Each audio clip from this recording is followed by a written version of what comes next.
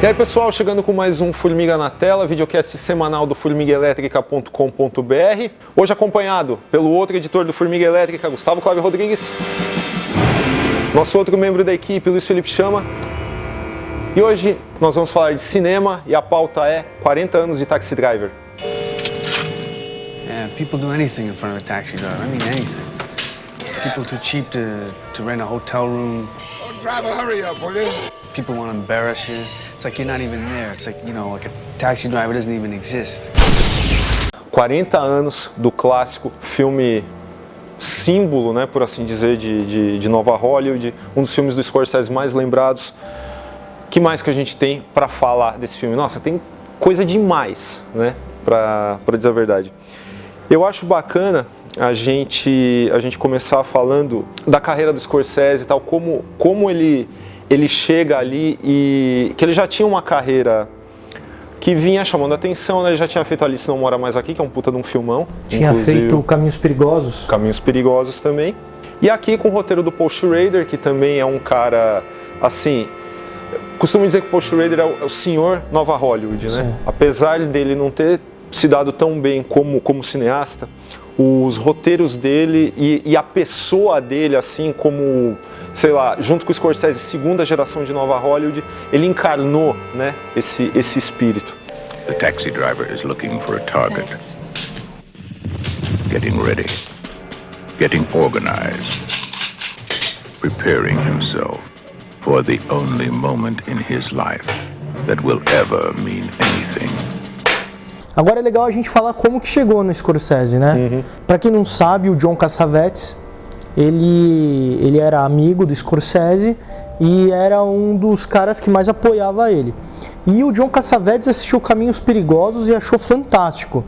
O John Cassavetes, um dos ícones do cinema independente que falou pro Scorsese, cara, eu acho que você tem que fazer filmes nessa pegada, filmes urbanos, quase que a cidade sendo um outro personagem, sempre essa pegada. A gente sabe que depois o Scorsese veio fazer outras coisas, com Doom, Última Tentação de Cristo, outras coisas.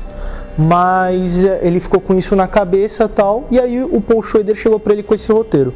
E foi assim, o Travis é um personagem que é o reflexo do Paul Schrader na época. Porque o Paul Schrader, ele estava numa depressão fodida, ele estava num processo de separação da esposa, ele estava com problemas financeiros, ele estava morando, se eu não me engano, num quartinho assim com um amigo, e ele pegou uma noite e começou a trabalhar num roteiro de um cara tão depressivo quanto a situação que ele estava passando. Levou um tempo para escrever, esse negócio que a galera fala, não, ele escreveu rápido, é mentira, ele demorou um tempo para escrever. E aí saiu o que a gente conhece, chegou no Scorsese, o Scorsese ficou apaixonado pelo roteiro, também não teria como não ficar, e foi o começo da obra-prima.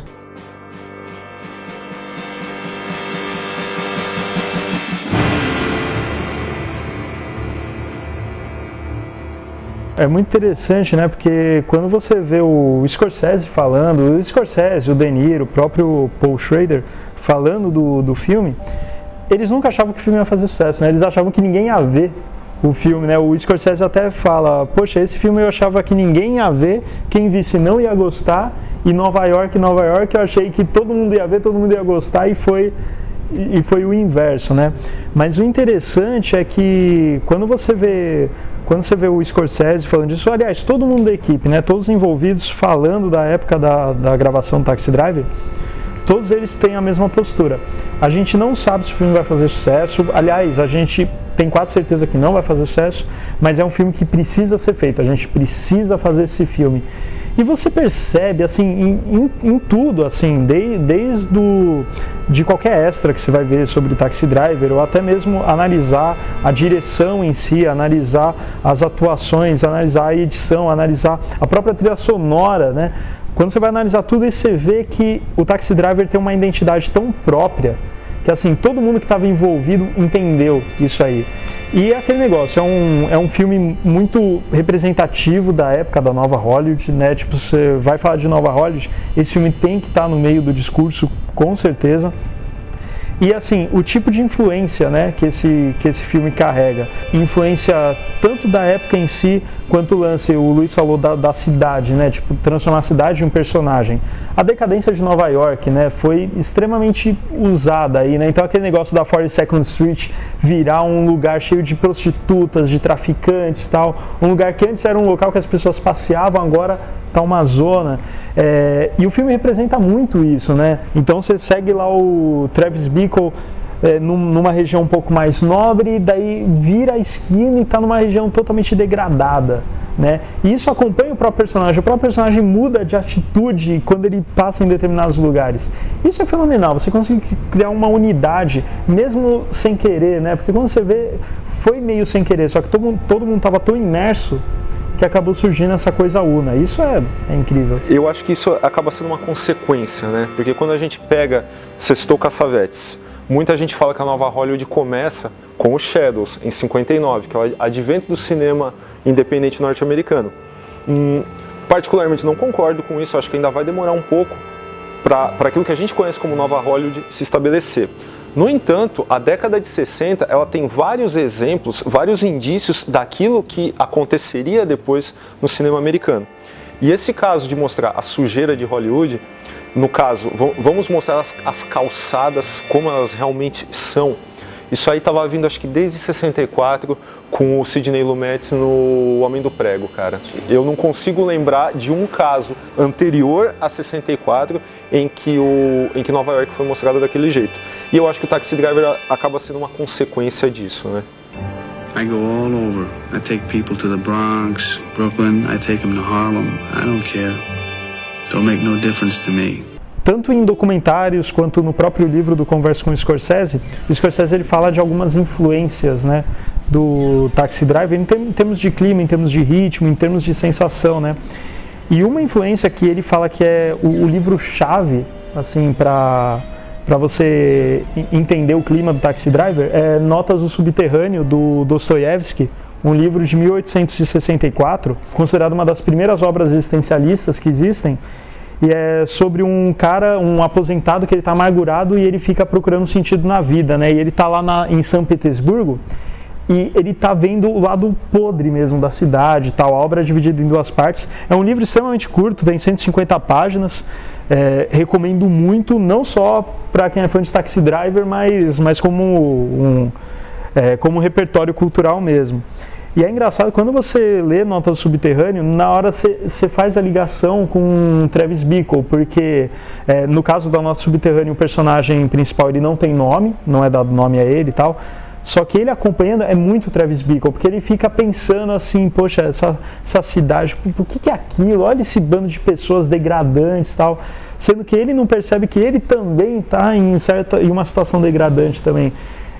Então, assim, quando o Scorsese fala, isso aí é o livro-chave, e você pega e lê o livro, depois de ter assistido e reassistido Taxi Driver inúmeras vezes, você vê que era muito o clima, não apenas da obra Taxi Driver, mas do próprio Scorsese. Você vê que o Scorsese ele se identifica muito com esse tipo de personagem naquela época. Fora algumas coisas que a gente percebe que são incomuns para esse tipo de filme, por exemplo, o filme começar com aquela fumaça, né, e o táxi aparecendo e tal.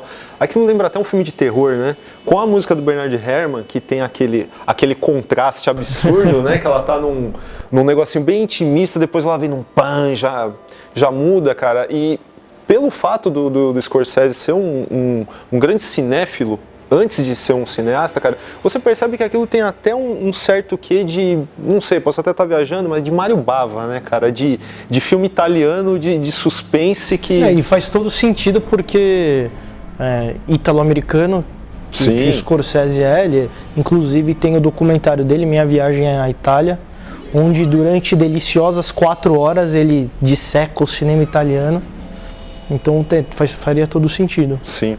Uma influência do Giallo ali, uma coisa. A influência de de novela vague também. Novela Alguns com closes, certeza, com certeza. algumas até, ele não chega a fazer jump cut, mas é um jump cut disfarçado, que ele usa uma transição. Então até no começo o Travis Bickle tá andando assim, de frente pra câmera, e daí corta para um momento que ele tá mais à frente, ele usa uma transição, um cross assim, que não é o jump cut, por exemplo, de acostado, mas entretanto é uma coisa, ele até fala, não, meu, eu acho maravilhoso assim no cinema europeu, tal, e eu vou usar esses closes assim, tal. E é uma direção elegante, né? É elegante, ele respeita os personagens, aquela cena que o Travis está tomando o fora da Betsy, que a câmera tá nele, e de repente faz um pequeno movimento assim para lateral e você vê o corredor e deixa ele sozinho com ela. Aquilo ali é um respeito ao personagem. O personagem está tomando um fora ali. Vamos respeitar ele. É coisa de gênio. É coisa de gênio isso. Você falou da novela vague, né? Sem novela vague não haveria nova Hollywood, né, cara? Então faz todo sentido a relação. Agora, é legal a gente falar do personagem Travis, né? Primeiro que, vamos começar pelo final, né? Primeiro a gente vai falar da repercussão do Travis, para depois entrar na psicologia desse personagem, que é mega fascinante, né? É um filme que fez sucesso pelos motivos errados, né? Infelizmente. Ele não foi compreendido como seus realizadores gostariam que fosse. Porque tem até no livro do Peter Biskin, né, o Easy Riders, Raging Bulls, fala que quando o Paul Schrader levantou de manhã no dia da estreia do Taxi Driver, ele falou, não vai ter ninguém no cinema, vou poder sentar de boa, tal. Ele chega lá, tem uma fila dando volta no quarteirão, e todos muito parecidos com o Travis Bickle, cara. E, cara, isso é assustador, porque termina o filme, tudo bem, o filme tem todo aquele negócio que muita gente não entende hoje, né? Caramba, como é que um cara desses não é preso? Como é que um cara desses vira herói, né? E muita gente que vê aquele filme naquela época, e mesmo hoje, né, vai falar, não, o cara tá certo, eu tô torcendo pelo cara porque o cara foi lá e fez a coisa certa, né? Isso chega a ser um negócio, sabe, arrepiante, né, pra dizer a verdade. E agora entrando na questão do Travis, cara, a gente, puxando um pouco para os quadrinhos, né, ele é uma influência, assim, assumida para o Rorschach em Watchmen, né? A questão do diário, a questão da insatisfação, a questão da hipocrisia de um cara que critica a sociedade e ele vai num cinema pornô achando que é a coisa mais normal do mundo. É o que ele conhece, é o mundo dele. É o mundo dele. O Scorsese, inclusive, ele fala isso. Eu não culpo ele, porque é o mundo dele. Ele achou que não teria problema ele levar a menina lá. Sim. The idea had been growing in my brain for some time. True force. All the king's men cannot put it back together again. O filme ele não tenta enaltecer os feitos do Travis. Não, o filme tenta mostrar, existem pessoas que pensam dessa forma e não é a forma correta. Com esse cara aconteceu isso, tá?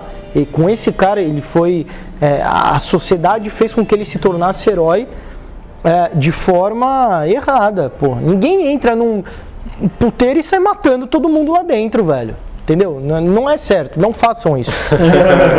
Mas tem uma questão mais profunda, cara, que eu enxergo nesse filme, que é o seguinte. Eu acho que não é por acaso que a Judy Foster seja loirinha como a Sybil Shepherd, entendeu? Eu acho que o Travis, ele procura sua própria morte inconsciente porque ele percebe que ele tem uma atração pela menina, entendeu? Só que aquilo é tão errado, mesmo para os padrões distorcidos daquele cara que é ultra conservador, apesar de ir no cinema pornô, né, dessa questão da hipocrisia. E aí o que acontece? Ele procura sua redenção e seguida da sua morte, fazendo o que ele faz no final. Tanto que, quando ele vai matar o político, né, não por acaso um político democrata, né, isso é outra coisa representativa no filme, ele deixou o dinheiro para a menina antes, né? Então, ou seja, ele tenta se santificar de alguma forma. Aí não deu certo matar o político, ele vai lá buscando não só a salvação da menina, mas sua própria morte, entendeu? E não consegue. Eu lembro, acho que é o próprio Scorsese que fala isso, que o final pro Travis seria um final tipo Harakiri, tipo cinema samurai, né? O cara depois ele vai se matar. Só que a gente não está lidando com espadas, a gente está lidando com armas. As armas têm balas finitas e as balas acabaram e ele não consegue se matar.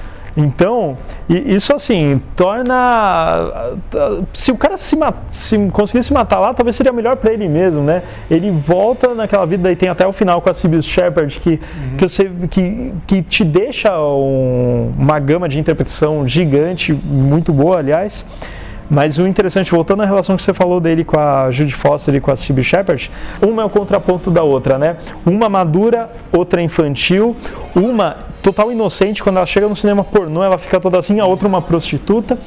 Uma, o Travis quer ter e não pode ter, e a outra, o Travis pode ter, mas ele não quer ter, né?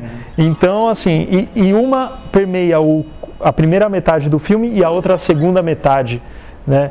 Sim, e o que recheia essas duas personagens femininas é uma espécie de compensação fálica do personagem na hora que ele compra as armas. Porque uma das armas é justamente a maior que tem, né, que é a Magnum 44.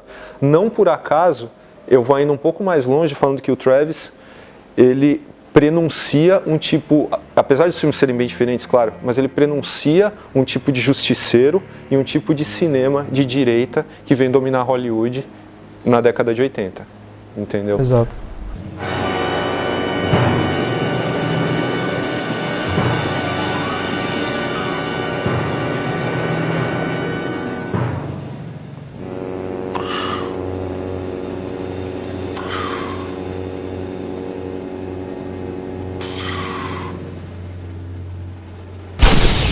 Então é isso, pessoal, esse foi o Formiga na Tela sobre os 40 anos de Taxi Driver. Procura a gente nas redes sociais, manda um e-mail pra gente, todos os links aí embaixo na descrição do vídeo.